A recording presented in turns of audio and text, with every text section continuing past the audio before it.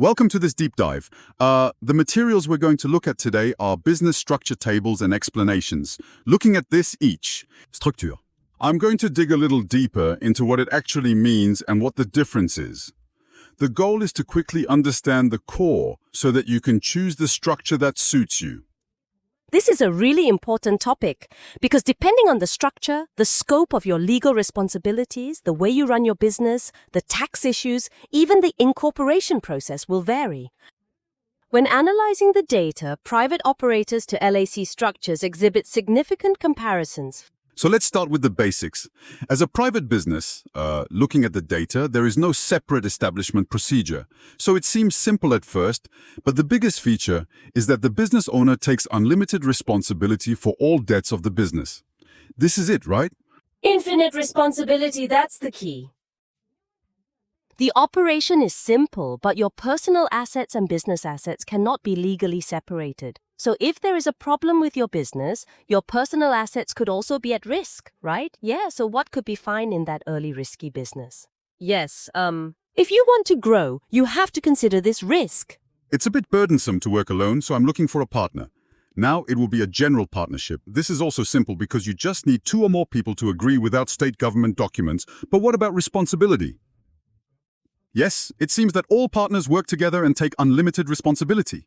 Yes, it is debt caused by one partner may also be shared by the other partner.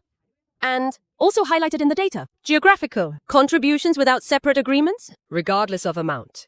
Do all partners have the same management rights and benefits? Share the loss. Regardless of the investment amount. Correct. As it's the foundational principle, this can occasionally lead to conflict. That's why a clear partnership agreement is important. A joint venture is almost the same in legal terms, except that it is a temporary form for a single project. It's because of this responsibility problem that other structures came out, I think. A limited liability partnership, LLP, requires state registration. What specific liability protection is there compared to a general partnership? The point of your data is that you are not personally liable for debts incurred by other partners or employees. Of course, it's not your own fault or the fault of the person you supervise. Mostly lawyers or accountants. It's used a lot in these professional groups. However, this is also not an omnipotent solution because you may be responsible for your own contractual debts. Taxes are still on a personal level. Processed structures.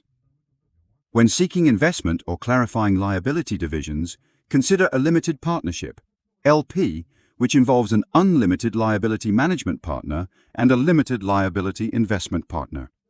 This structure is beneficial when the personal liability management needs align perfectly with the firm's operations. Oh yes, Elvis is exactly that. So investors who have money but don't want to participate in management, that is, limited liability partners, real business. It's useful when the unlimited liability partner's operational needs are completely met. Post-2001 revision law allows limited liability partners to engage in management without losing their limited liability, creating greater flexibility.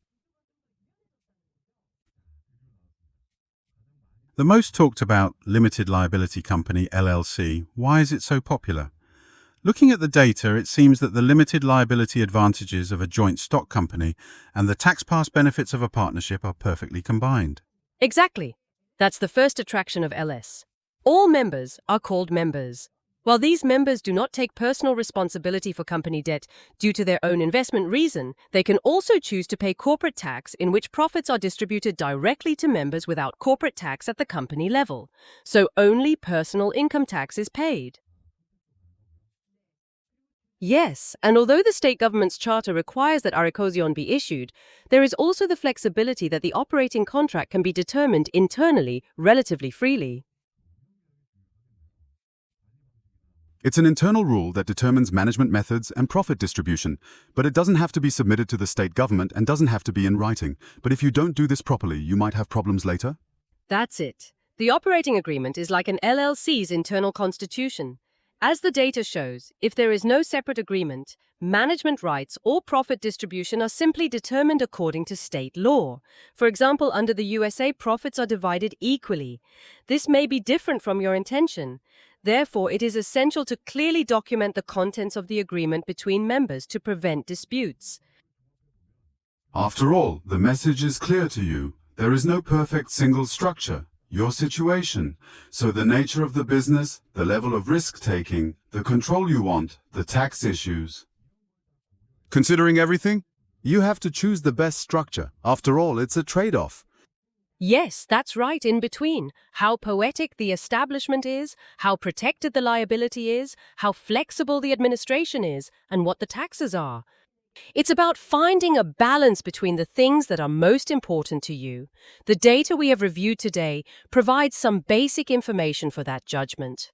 The key difference between each structure is to understand this. It's the first step. Yes, through the data you provided today, the key features of the major business structures. And that. We pointed out the meaning together. Finally, let me ask you a question that will make you think deeply. Every business structure we talked about today, future business. What impacts are seen in raising and attracting external capital? What structure do investors typically prefer and why? Each structure from this viewpoint. If you look at it again, you'll probably get a broader perspective on business growth.